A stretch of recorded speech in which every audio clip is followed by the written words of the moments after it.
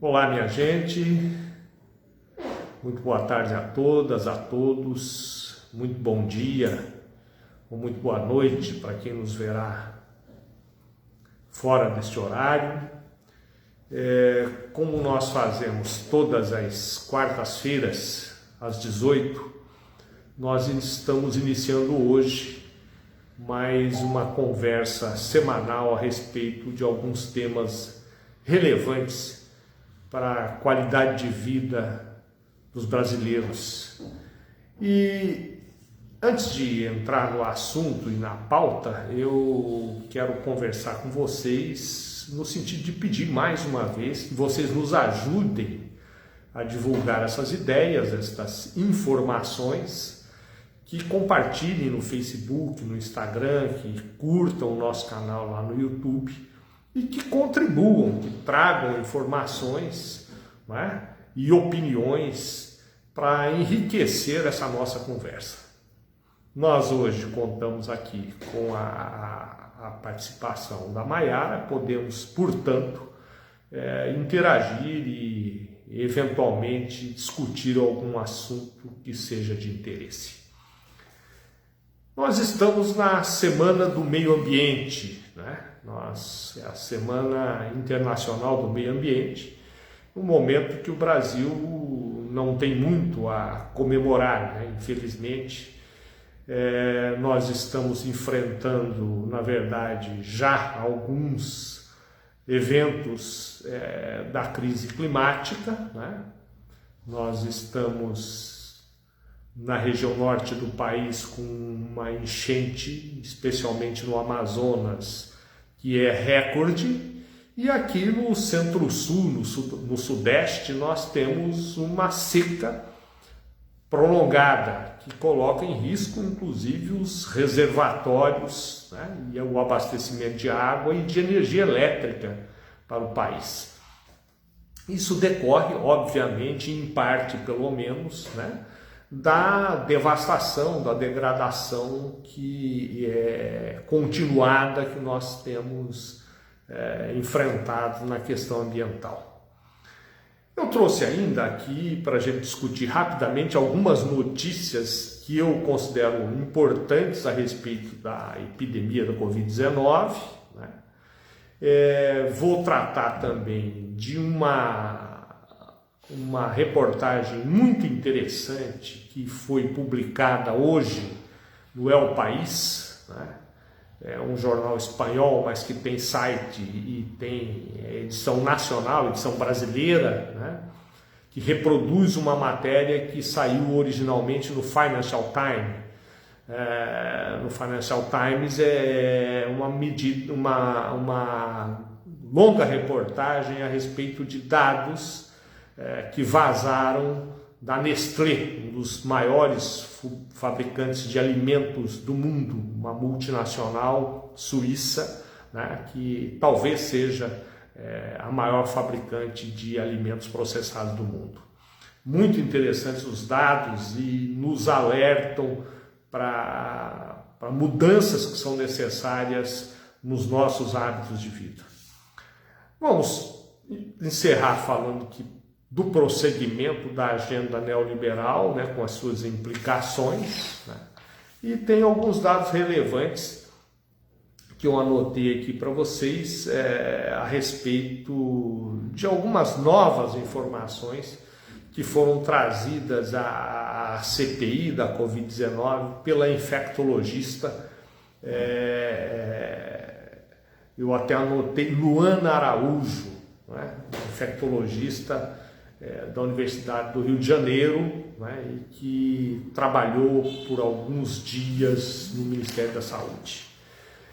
Bom, a respeito da pandemia, da epidemia mais especificamente, que é a questão aqui do Brasil, né, nós chegamos às ultrapassamos 460 mil mortes, e a primeira questão que nós temos que reafirmar para que as pessoas não relaxem é que a impressão que às vezes passa o noticiário da grande mídia comercial brasileira é que a epidemia passou e nós estamos falando de uma coisa que já está superada. Não é bem assim, né? Nós estamos num momento de estabilidade, né? E até de uma pequena queda no número de casos e de óbitos, o que é positivo, não deixa de ser, mas nós continuamos ainda, né, com o nosso nosso índice de replicação viral acima de 1 e com um grande comprometimento das estruturas hospitalares, especialmente das UTIs, pelo Brasil afora, sobretudo aqui no interior de São Paulo. O segundo aspecto que eu quero abordar a respeito da epidemia é uma boa notícia, publicada recentemente, que trata é o primeiro estudo nesse sentido, que trata de vacinação em massa no Brasil. Porque nós estamos com a vacinação muito atrasada, nós vacinamos apenas pouquinho mais de 10% da população, mas nós temos uma experiência muito interessante num município aqui na região de Ribeirão Preto, chamado Serrana, em que, exatamente para efeitos de estudo, houve uma vacinação massiva da população vacinável, né? E isso, houve a vacinação, aguardou-se o tempo necessário, a vacina utilizada foi a Coronavac, né? Do Butantan, e depois do tempo adequado do efeito da vacina, né, das 2 doses, um mês depois, fez-se um trabalho comparando o índice de infecções e de óbitos antes e depois da vacinação. E o trabalho mostra que houve uma redução em 95% dos óbitos na cidade. Então isso é muito interessante, porque comprova definitivamente que as vacinas são eficazes e são, embora não sejam o único, o melhor instrumento para superar a epidemia. Então esse é um trabalho científico, agora não tem mais como ficar duvidando da eficácia de vacinas, né? Um trabalho comparando-se o que era antes e o que aconteceu depois da vacinação. Então, neste momento, é muito importante fazer um alerta ou reafirmar a necessidade do distanciamento social, dos cuidados de higiene pessoal, do uso, né, obrigatório de máscaras e a vacinação. Assim que a vacinação se completar, a epidemia começará a ser superada. O Sidney Ferreira e o Henrique Martins mandaram boa noite. Boa noite para o Henrique, para o Sidney, para todos que estão conosco. E tem uma pergunta do Henrique. O que fazer com nossa cidade? Está assustador. A quantidade de pessoas acometidas pelo vírus e os casos de óbitos. A nossa cidade, viu, Henrique, Ourinhos não é diferente da ampla maioria das cidades do Brasil.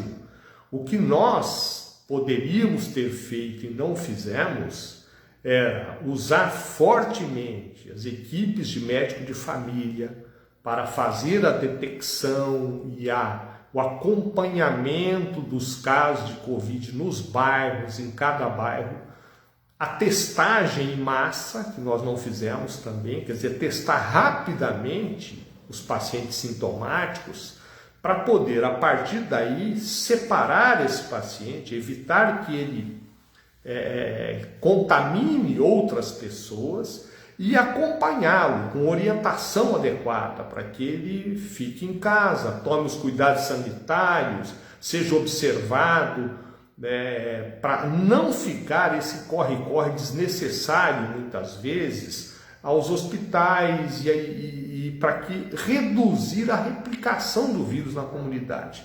Aliás, tem a tua pergunta é muito boa, porque ela me possibilita dizer o seguinte: há uma visão e um foco equivocado na condução da epidemia no Brasil.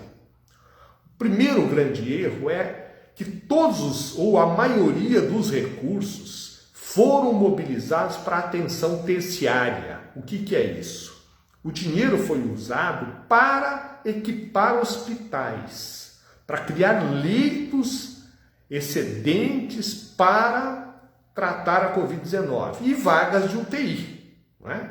Não que isso, às vezes, não fosse necessário. Mas quando você leva toda a energia para este tipo de foco, você tira a possibilidade de trabalhar naquilo que é mais importante em qualquer epidemia, que é na prevenção. Né? Você não vence epidemia, nenhuma epidemia, com tratamento. Você tem que conter a propagação do vírus. Né?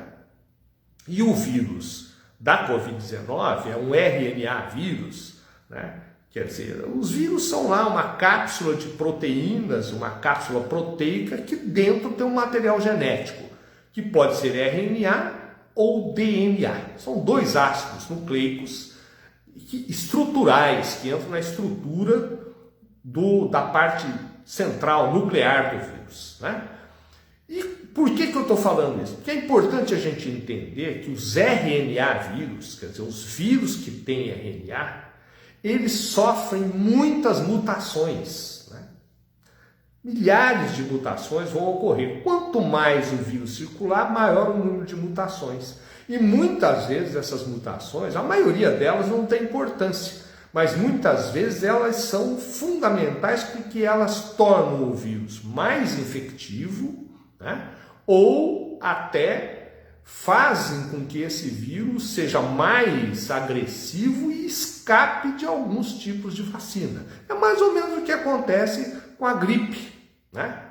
Você tem que fazer vacinações anuais, por quê? Porque as mutações que ocorrem em um ano fazem com que algumas variedades do vírus escapem da vacina no ano seguinte. Então você tem que adequar a vacina. Provavelmente, não há estudos conclusivos a respeito disso, mas é o que vai acontecer com a Covid-19. Nós teremos que fazer vacinações de reforço, eu não gosto da palavra reforço, né? Mas vacinações anuais. Né? Nós temos que fazer vacinações periódicas da população em massa, né? Porque uma coisa é a imunidade individual, a outra é a imunidade coletiva. Então esse é um aspecto, e nesse aspecto era outra notícia que eu queria trazer, que é a boa notícia, que o governador de São Paulo disse hoje, que até outubro ele pretende vacinar toda a população adulta do estado de São Paulo. O que nos dá um alento muito grande, né? Porque acontecendo efetivamente isso, nós teremos lá para final do ano, no dezembro, início do ano que vem, nós teremos uma superação como aconteceu em Serrano. Né? Se aconteceu em Serrano, é muito provável que esse modelo se reproduza no estado de São Paulo. Então é uma notícia boa, sem dúvida nenhuma. Mas aí, nós falamos da notícia boa, nós temos duas notícias ruins a respeito disso. Uma é a decisão de se fazer a Copa América no Brasil. Me parece muito temerário, no mínimo temerário. Por quê? Nós teremos aqui no Brasil 9 delegações de 9 países diferentes, com pessoas circulando dentro do país, né? E essas pessoas não vão ficar trancadas no hotel, né? Elas vão ter atividades, vão sair para treinar, vão viajar, vão frequentar restaurantes, enfim, elas vão interagir com os brasileiros e poderão tanto trazer novas variedades como levar as variedades que estão circulando no Brasil. A variedade brasileira, né, do Amazonas, e a variedade indiana, que já chegou no Brasil, né, já está circulando no Brasil e que causou e está causando uma tragédia na Índia. Sobre isso, é uma outra notícia ruim que eu tenho que dar para vocês. Na Índia, já há próximo de 10 mil casos de infecções oportunistas por fungo em pacientes que estão nas UTIs tratando a Covid-19. Esses fungos, para vocês terem ideia, os fungos mais diagnosticados lá foi a mucormicose, o fungo negro, né, que eles chamam de fungo negro, E um tipo de cândida, que é para ficar mais fácil de entender, uma parente da Candida albicans, que provoca aí as infecções ginecológicas, provoca sapinho nas crianças, que é a Candida aureus, que é uma outra espécie, né? Do mesmo gênero, mas uma outra espécie. E esses fungos têm provocado lá casos muito graves, e são fungos que eles, como a UTI acaba, os pacientes acabam ficando muito tempo na UTI, e os ambientes, quer dizer, o ar das UTIs acaba sendo contaminado com esses fungos, e são fungos oportunistas, e como os pacientes são tratados com corticoide, né, e ficam imunossuprimidos durante o tratamento e a intubação, essas infecções oportunistas, que são altamente letais e que o tratamento na maioria das vezes é muito agressivo, é cirúrgico, você tem que tirar partes da mucosa da pessoa, né? Aconteceram em grande quantidade, estão acontecendo na Índia. E nós já temos alguns casos relatados no Brasil, em Santa Catarina, no Rio Grande do Sul. Então é mais uma preocupação, e é por isso que eu digo que é temerário. A gente não deveria, neste momento, estar abrindo a guarda e fazendo um evento internacional onde as pessoas circularão por aeroportos, pelas ruas, né? Pelos hotéis. Me parece que não é o momento para baixar a guarda. Bom, isso são as notícias aí para atualizar. Eu tinha anotado aqui, mas para esgotar esse assunto, vou falar do depoimento que está relacionado da infectologista, um depoimento que foi hoje na CPI, né, um depoimento muito bom. Recomendo que vocês entrem na TV Senado ou em algum site e ouçam o depoimento na íntegra, se possível. É um longo depoimento, mas uma aula de infectologia, de epidemiologia, uma pessoa equilibrada, né? A doutora Luana Araújo é uma médica jovem ainda, formada na Federal do Rio de Janeiro e com pós-graduação na Universidade Johns Hopkins, mas muito equilibrada, muito calma e muito atualizada em relação à Covid-19. Então foi um belíssimo depoimento. E a parte central do depoimento é o seguinte: ela foi convidada para trabalhar no Ministério da Saúde, agora, pelo atual ministro, há um mês atrás. Logo que o ministro assumiu, convidou a doutora Luana para ser uma das diretoras dentro do Ministério da Saúde, exatamente para coordenar essa ação, né, de combate à Covid-19. Mas aí o triste é que a informação dela é a seguinte: primeiro, que ela era a única infectologista na equipe. Quando ela chegou, não tinha infectologista trabalhando dentro do Ministério da Saúde. O que mostra que o Brasil tem 3.000 e quase 4.000 infectologistas, é muito pouco, mas tem 4.000 profissionais perto disso, bem formados. A infectologia brasileira é uma das mais desenvolvidas do mundo, até porque nós somos um país tropical, então a gente lida muito bem com as infecções por agentes do ambiente tropical. Temos institutos avançadíssimos e não tinha ninguém trabalhando lá. E pior, ela ficou uma semana, 10 dias, né, aguardando a nomeação, mas já trabalhando, né, porque é assim no serviço público. Quem esteve dentro sabe que os cargos de confiança muitas vezes funcionam assim. A gente nomeia a pessoa e leva um tempo até que saia no diário oficial e tal. Aí, depois de estar trabalhando um tempo, ela foi chamada pelo ministro e informada de que ela não permaneceria, né? Porque houve um problema político e a nomeação dela não havia sido aprovada. É uma coisa absurda, né? Uma profissional daquele gabarito, e não disseram por quê, e, enfim, ela saiu do ministério. E eu não sei se tem algum infectologista lá. Mas o que mostra muito bem por quê? Porque as teses que ela defende são as teses da ciência. O que funciona na doença? É o que ela disse no depoimento. E eu concordo com ela. Funciona distanciamento social. Por quê? Porque o vírus é transmitido através de perdigotos, de saliva, né? Então, distanciamento social, se eu ficar longe, é melhor. Máscara, de preferência as duas pessoas usando máscara. Outra atitude importante, a higienização das superfícies, evitar aglomeração, tudo aquilo né, que não foi divulgado sistematicamente pelos governos.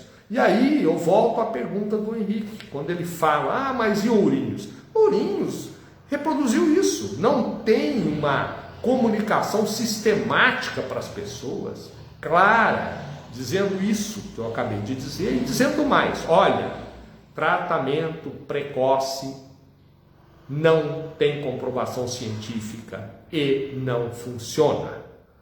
Não funciona. Pode ser que pessoas que tomam remédio A ou B sarem da doença, mas isso não quer dizer nada, porque 80% dos casos de Covid-19 vão sarar sozinho, com uma gripe.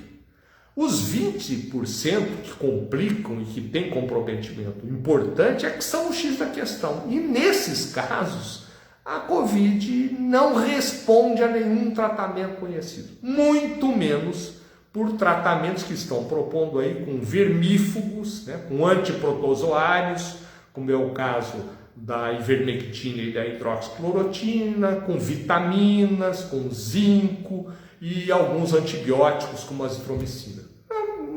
Não tem comprovação científica. Não é que não tem comprovação científica que funciona. Está comprovado cientificamente, com estudos sérios, randomizados, duplo cego, que não funciona. Esse é o ponto. Nós temos que dizer isso para a população, porque senão as pessoas saem acreditando nisso e deixam de tomar os cuidados porque acham que estão protegidas. Entendeu? Então é isso. Esse é o balanço geral que eu queria fazer da questão da Covid-19 e para a gente passar para o nosso próximo assunto aí, que nós atrasamos hoje um pouco. O Henrique Martins falou exatamente, eu quero algo que me traga a segurança de não ser acometido pela doença e não achar que vou ficar tranquilo em saber que tem um hospital equipado para me tratar, sabendo que essa doença mata. Essas medidas não me trazem a tranquilidade que eu gostaria de ter. Outra coisa, o que você pensa sobre o lockdown? Eu acredito que é uma das maneiras mais eficazes de conter o vírus e sua disseminação. Olha, Henrique, é o seguinte, eu acho que o distanciamento social pode ser feito de várias formas. Em alguns casos, é preciso você fazer isso que as pessoas chamam de lockdown, que é nada mais do que você fechar as atividades da economia para que as pessoas fiquem afastadas durante um tempo, até controlar a situação e reduzir o índice de replicação viral. Então isso pode ser necessário. Alguns países fizeram isso, a China fez, a Europa, muitos países fizeram, pontuais. Por isso que precisa ter uma coordenação nacional, porque você tem que fazer isso por região. Cada região está numa situação na epidemia. Então você não pode fazer um lockdown nacional, né? Porque isso é desnecessário e é muito difícil de fazer, e é muito custoso para as pessoas também, para a economia e tudo. Então é preciso ter um equilíbrio. Agora, não fazer nada é que não pode. E você tem toda a razão de dizer que tratamento não garante, porque o nosso índice de mortalidade para os pacientes que vão para a UTI é muito alto no Brasil, é superior a 70%. Então não é por aí que nós vamos resolver a situação.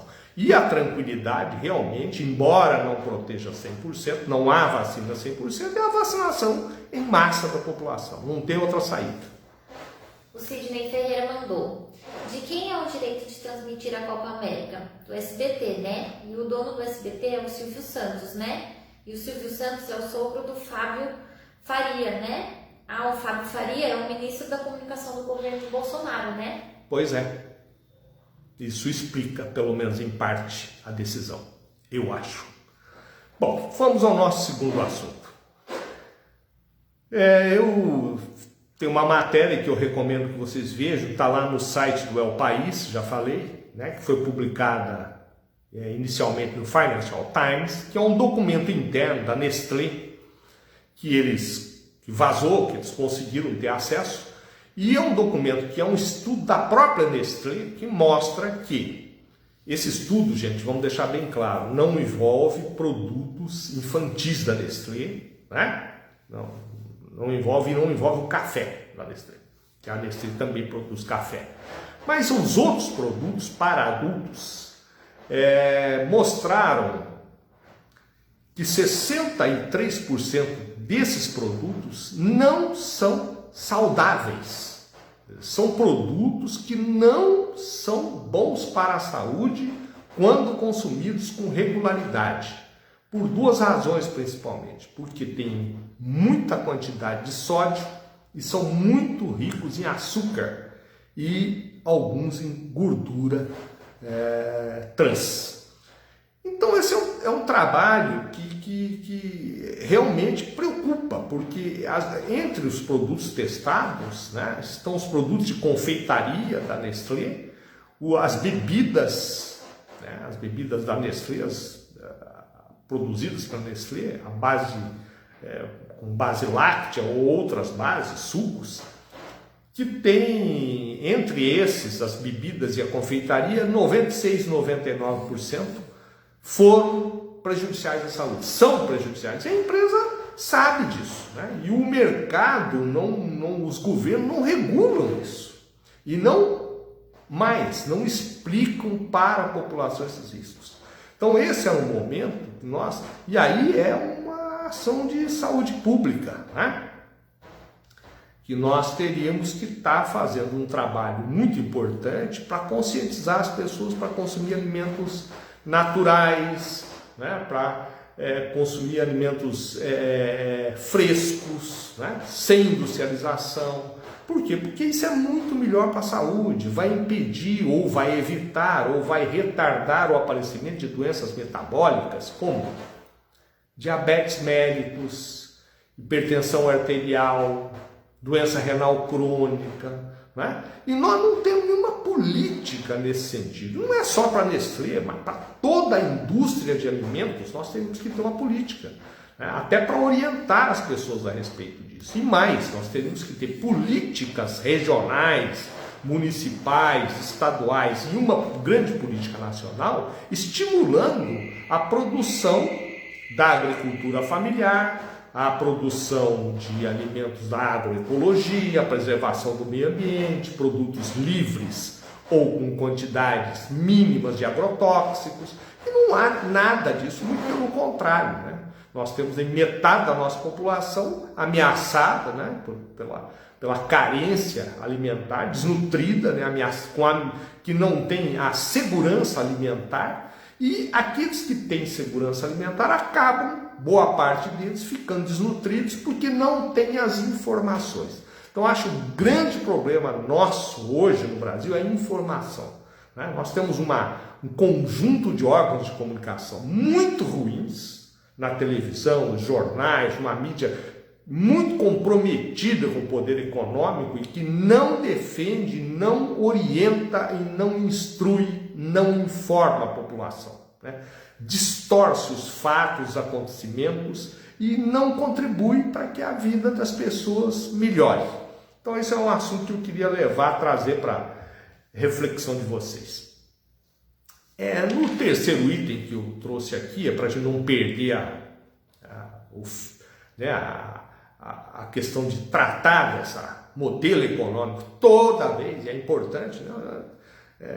Água mole em pedra dura, é importante as pessoas entenderem os reflexos das medidas que estão acontecendo na economia brasileira, porque enquanto a epidemia está aí, criando essa tragédia, nós estamos montando uma outra tragédia econômica e social com as medidas econômicas, e essas a mídia comercial nem noticia. Quando noticia é superficialmente, não critica e não aprofunda a discussão para que as pessoas compreendam de fato o que está acontecendo. Então eu vou trazer aqui alguns exemplos, né? Eu li um dado esses dias que me deixou muito aborrecido, que é o seguinte, eu não tenho aqui o estudo agora, mas é um dado que foi mencionado pelo Eduardo Moreira, que é um economista, que tem um canal no YouTube muito interessante, vocês podem procurar lá, que ele fala que os juros para as micros e pequenas empresas e para os microempreendedores individuais no Brasil custam até 6 vezes mais que os juros para as grandes empresas. Então vejam bem, né? Isso é contra, inclusive, o liberalismo. porque não permite competição. Como é que o pequeno microempresário vai competir se ele tem que pagar um custo do dinheiro? Nós sabemos que o custo do dinheiro é uma coisa importante em qualquer atividade econômica, 6 vezes maior do que um grande negócio. É por isso que o Brasil é um país que concentra rendas, onde os grandes grupos são cada vez maiores, né? E os pequenos, os médios, os micros empresários estão aí sofrendo dificuldades crescentes. Então eu tenho que entender isso. Agora a causa disso, a causa profunda, né? Isso é um dado, está aí, existe. Por quê? Porque o sistema bancário brasileiro é concentrado, poucos bancos, porque os bancos públicos brasileiros, Caixa Econômica Federal e Banco do Brasil, não cumprem o papel de financiar com juros subsidiados as pequenas empresas, né? E o mercado tomou conta, e o mercado faz o jogo que interessa para ganhar dinheiro, é óbvio. Então essa é a realidade, e é nesse contexto que nós temos aí a ameaça de privatizar os Correios, a Eletrobras, né? O Banco do Brasil, a Petrobras, que estão vendendo a ampla maioria das refinarias, já venderam 1 ou 2 e tem outras aí na bica. Inclusive estão vendendo o segmento de biodiesel da Petrobras, que é muito importante para a questão de energia limpa, e não só por isso, que o biodiesel é produzido a partir de produtos agrícolas, mamona especialmente, semente de algodão, que são produtos da agricultura familiar. Então muitos agricultores familiares fornecem produtos para fazer biodiesel, e a Petrobras vai sair do negócio, inexplicavelmente. Ela que teria que estar investindo nisso para preservar o meio ambiente, para apoiar a agricultura familiar, ela vai entregar para a iniciativa privada. E as refinarias, e o reflexo das refinarias está aí, preço do gás, preço dos combustíveis, atrelado ao mercado. Então isso é o livre mercado. Isso aí é o que acontece com o neoliberalismo, que eu chamo de neoliberalismo entreguista, porque não tem compromisso com a política nacional, e que entrega ao mercado a definição de preços e produtos. É isso que aconteceu com os combustíveis, vai piorar.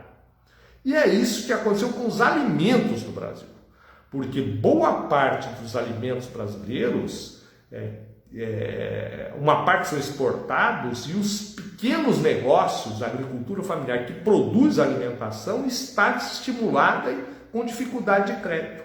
E muitas das agroindústrias pequenas no Brasil, que vendem para o mercado interno, que não são exportadores, tem problemas sérios também, nos produtores de leite, por exemplo, que são produtores, normalmente pequenos e médios produtores, né? Então isso tudo por quê? Porque o governo entregou para o mercado, tirou a Conab do negócio, não regulou as exportações. Aliás, esse segmento paga muito imposto, quase não paga imposto para exportar, né? Não paga IPI, e isso levou o preço dos alimentos onde está. Quer dizer, estamos aí convivendo com a inflação. Então tem que compreender as causas. A causa é a causa do programa econômico. E vem agora a Eletrobras. E a Eletrobras, o que significa? Vai acontecer a mesma coisa. Por quê? Porque as usinas que hoje são estatais vão ser entregues para a iniciativa privada, e não se construirá nenhuma usina nova, vai vender aquilo que já existe. E o mercado vai ficar livre para fazer os aumentos de preço para maximizar o lucro.